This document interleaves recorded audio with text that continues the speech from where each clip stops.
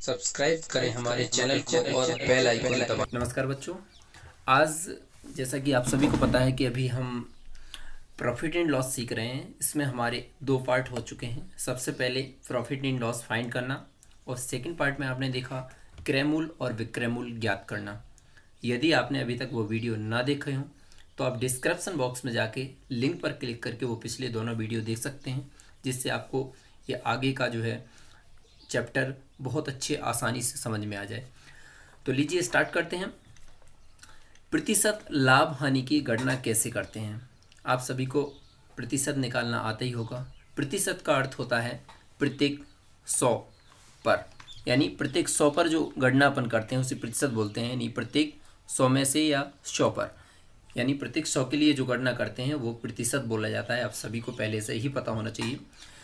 अब इसमें आपको ये देखना है कि प्रत्येक 100 रुपये पर आपको कितने परसेंट लाभ हो रहा है या हानि हो रही है, ये सब इसमें फाइंड करेंगे।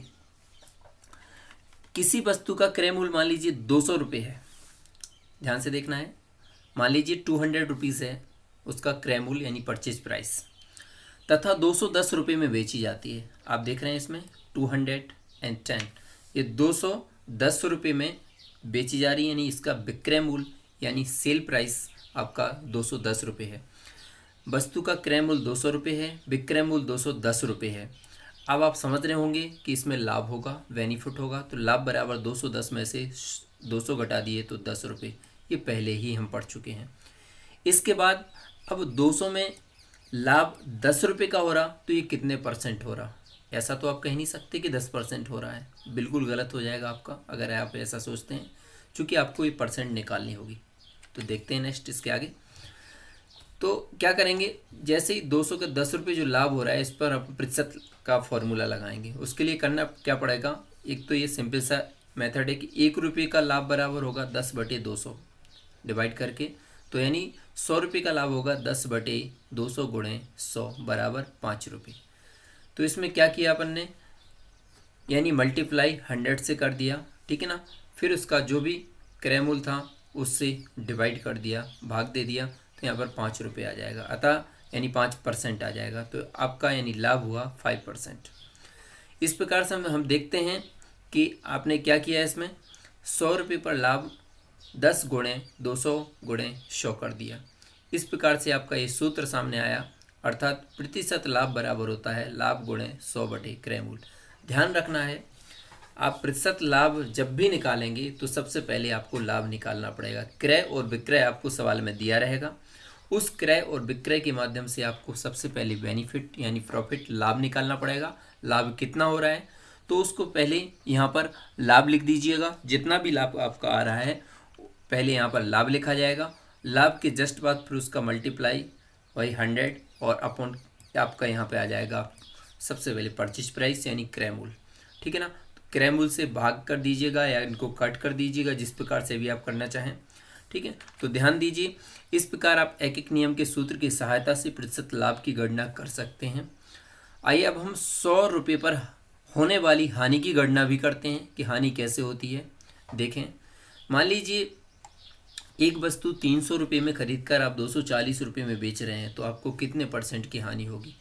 अब आपसे यदि पूछा जाए तो आप तुरंत कह दो कि सर इसमें तो 60 रुपये की हानि हो रही है, लेकिन इसको परसेंट में कैसे निकालेंगे? तो वो भी बिल्कुल सेम प्रोसेस है, बड़े ध्यान से देखिएगा।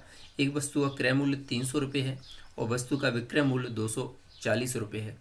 तो क्रय मूल्य आपको शो हो रहा है और विक्रय मूल्य शो हो रहा है। ऐसे सवालों में ये दोनों चीज़ें दी होंगी, आपको क्रय मूल्य भी दिया होगा, विक्रय मूल्य भी दिया होगा। फिर करना क्या है, हानि निकालनी है। तो 300 रुपये में से 240 रुपये घटा दिए तो आपका 60 रुपये आंसर आ जाएगा। ये पिछले वीडियो में हम पहले ही बता चुके हैं। पहला जो वीडियो था प्रॉफिट एंड लॉस का, उसमें प्रॉफिट एंड लॉस फाइंड करना, तो उसको वीडियो को ज़रूर पहले एक बार देख लीजिएगा, उसमें सब पूरा विस्तार से बताया गया है। अब 60 रुपये पर हानि हो रही है, यानी 300 रुपये पर हानि हो रही है 60 रुपये की, इसलिए वो कह रहा है 1 रुपये का क्रय मूल्य क्या होगा, पर हानि होगी 60/300। इस प्रकार से डिवाइड कर देंगे एक एक नियम के आधार पर। और फिर क्या करेंगे, 100 रुपये पर होगी वही 60/300 गुणे 100, ठीक है ना। तो इसको जब अपन कट करेंगे, ये 100 से 300 कट देंगे, 3 बार में 3 से 60 काट देंगे तो 20 बार या आप किसी भी तरीके से, या 60 से पहले 300 काट सकते हैं, ठीक है ना, फिर जितना आया उसके 20 काट, जो आपकी प्रोसेस है आप किस प्रकार से काट रहे हैं, ठीक है ना। तो ये आपका 20 रुपये आ जाएगा। इस प्रकार से हम देखते हैं कि 100 रुपये पर हानि बराबर होती है हानि गुणे 100 बटे क्रय मूल्य। तो ये आपका फॉर्मूला निकल के आता है, यानी प्रतिशत हानि बराबर हानि गुणे 100 बटे क्रय मूल्य। ये आपका हानि का फॉर्मूला है। तो इस फॉर्मूले को बड़े ध्यान से याद रखना है। ये दो फॉर्मूले हैं, एक प्रतिशत लाभ का है, ये प्रतिशत हानि का है। इसमें करना क्या है कि प्रतिशत लाभ में लाभ लिखा जाता है और हानि में ये यहाँ पर हानि लिखी जाती है। बस ये लाभ और हानि का अंतर, बाकी सेम फॉर्मूला है। आपको नीचे क्रय मूल्य ही लिखना है, विक्रय मूल्य कभी नहीं लिखा जाता है, ध्यान रखिएगा। चाहे लाभ हो या हानि हो, हमेशा उसकी गणना क्रय मूल्य के आधार पर ही होती है। ये हम पहले ही बता चुके हैं फर्स्ट चैप्टर में। तो क्रय मूल्य यहाँ पर यानी अपॉन में लिखा जाएगा, और जो भी आपका लाभ हो रहा है, हानि हो रही है, उसके मल्टीप्लाई 100 कर देंगे, और फिर इसके बाद इसको सॉल्व कर लेंगे तो आपका आंसर आपके सामने आ जाएगा, ठीक है ना। अब कुछ उदाहरण के द्वारा समझते हैं, जिससे आपको बहुत ही बेनिफिट रहेगा और आप जल्दी से समझ लेंगे। दोनों विधि बता रहे हैं, एक एक नियम विधि भी बता रहे हैं, इस तरीके से एक एक नियम से के द्वारा समझेंगे पहले। तो देखें, एक दुकानदार 100 किलोग्राम आलू 50 रुपये के खरीद कर 60 रुपये में बेच देता है, उसे कितने प्रतिशत लाभ होगा। सिंपल सा, क्रय मूल्य यानी परचेज प्राइस 50 रुपये है, विक्रय मूल्य यानी सेल्स प्राइस इसका 60 रुपये है। लाभ बराबर हो जाएगा 60 रुपये माइनस 50 रुपये बराबर 10 रुपये। इस प्रकार से उस आपका प्रॉफिट है जो 10 रुपये हो जाएगा। अब क्या करना है आपको, आप सीधे डायरेक्ट ही फॉर्मूला लगा सकते हैं कि लाभ प्रतिशत बराबर लाभ गुणा 100 बटे क्रय मूल्य। तो आपको ये एक एक नियम लगाने की यहाँ पर कोई आवश्यकता नहीं है, ये थोड़ी आपके लिए टफ हो सकती है विधि, ठीक है ना। तो आप इस विधि का यूज़ ना करके, ठीक है ना, आप इसका यूज़ ना करके आप नीचे वाली विधि से करेंगे तो ये आपके लिए बेस्ट रहेगा। इसकी आवश्यकता नहीं है, इसमें थोड़ा आपको टाइम लगेगा। सीधे आप सूत्र में रखिए, आपके लिए दूसरी विधि सबसे बेस्ट है। प्रतिशत लाभ बराबर लाभ गुणे 100 बटे क्रय मूल्य। तो सबसे पहले क्या करेंगे, लाभ लिख देंगे। आपका 10 रुपये आ रहा था, ठीक है ना, जो भी आपका लाभ आ रहा था बेनिफिट यानी आपका 10 रुपये आ रहा था, तो पहले उसको 10 रुपये को लिख देना है, मल्टीप्लाई बाय 100, और फिर अपॉन उसका जो क्रय मूल्य था वो आपका 50 रुपये आ जाएगा। अब इसमें देखिए क्रॉस करके भी बता रहा है कि 50 से आपने 100 काट दिए 2 बार में, इस 2 से इस पे 10 में मल्टीप्लाई यानी ऊपर ऊपर का गुणा हो जाएगा ऊपर की संख्या का, तो 10 गुणे 2 अंश का इनमें दोनों में यानी मल्टीप्लाई होगा तो 10 दूनी 20। इस प्रकार से आपका 20% यहाँ पर उत्तर आ जाएगा, ठीक है ना। ध्यान से समझ ही गए होंगे। तो आपको एक एक नियम से ना करके डायरेक्ट सूत्र में रख के करिए, आपके लिए वो बहुत ही सरल रहेगा, ठीक है ना। सभी बच्चों को इसी प्रकार से करना है। नेक्स्ट देखें रूल नंबर अगला एक और उदाहरण के द्वारा। एक दुकानदार ने 10 किलोग्राम टमाटर 150 रुपये में खरीदे, 10 किलोग्राम 150 रुपये में।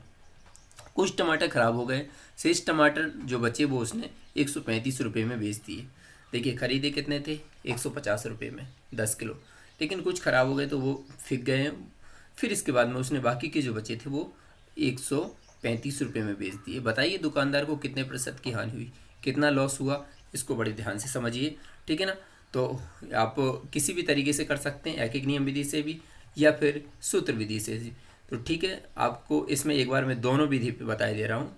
तो सबसे पहले क्या करेंगे, इसका क्रय मूल्य जो होगा, क्रय मूल्य देखेंगे। क्रय मूल्य बराबर है आपका 150 रुपये और विक्रय मूल्य है आपका 135 रुपये। तो हानि बराबर हो जाएगी 150 माइनस 135 बराबर आ जाएगा आपका 15 रुपये, ठीक है ना। तो ये 15 रुपये की उसको हानि हो रही है। अब जब 150 रुपये की रुपये पर हानि हो रही है उसको कितने की, 15 रुपये की, तो 1 रुपये पर कितनी होगी, 15 बटे 150। तो फिर 100 रुपये पर कितनी होगी, 15 गुणे 100 बटे 150, और फिर इसके बाद में कट कर देंगे तो यहाँ पे आ जाएगा 100 रुपये, 10 रुपये, ठीक है ना। इस प्रकार से 10 रुपये आ जाएगा। अब इसमें वो दे रहा है प्रतिशत हानि बराबर हो जाएगा 10%, उत्तर आ जाएगा। आप इस विधि से करना चाहें ये विधि है, वरना आपके लिए फिर नेक्स्ट सूत्र विधि है, ठीक है ना। तो ये आपका 10% उत्तर इस प्रकार से भी आ जाएगा, और सूत्र में रख देंगे तो डायरेक्ट उत्तर आ जाता है, फिर आपको इतनी लंबी प्रक्रिया नहीं करनी पड़ती है। तो आपके लिए जो भी उचित विधि लगे दोनों में से कोई भी कर सकते हैं। प्रतिशत हानि में वही मैंने बताया था कि आपको हानि लिखनी है, हानि जो भी आ रही है उसको हानि को लिखेंगे, ठीक है ना। हानि मल्टीप्लाई बाई 100 और अपॉन जो आपका क्रैमूल, ठीक है ना। जो भी परचेस प्राइस है उसको बटे में लिख देना है, फिर इसके बाद में डिवाइड कर देना है। आप एक जीरो से एक जीरो काट के इस तरीके से भी कर सकते हैं, 15 से 15 काट के आपका ये यहाँ पे 10 बचा तो 10 उत्तर हो जाएगा। आप किसी भी तरीके से 50 से भी डायरेक्ट काट सकते थे, 50 से 2 बार में 100 कट जाता और 3 बार में आपका 150 कट जाता, फिर 3 से 15 काट देते, 5 बार कट जाता, ठीक है ना। और इस प्रकार से किसी भी प्रकार से आप कट कर सकते हैं, ये आपके ऊपर डिपेंड करता है। तो ये आपका यहाँ से इस प्रकार से आप प्रतिशत हानि या लाभ निकाल सकते हैं। आज के लिए बस केवल इतना ही। आपको ये अभ्यास दी जा रही है 9.3। इसमें आपको ये सभी जितने भी क्या नाम से सवाल दिए हैं इन सभी का लाभ या हानि प्रतिशत निकालना है, ठीक है ना। ये फर्स्ट वाले क्वेश्चन में पूरे 7 पार्ट हैं, 7 और साथ में ये 3 क्वेश्चन और दिए गए हैं वर्ड प्रॉब्लम वाले। तो आपको ये सभी सॉल्व करना है और आंसर चेक कराना है। और सभी छात्र, जो भी छात्र ये होमवर्क नहीं करेगा उसे ग्रुप से निकाल दिया जाएगा, ठीक है ना। इसलिए सभी बच्चे होमवर्क ज़रूर करें। धन्यवाद।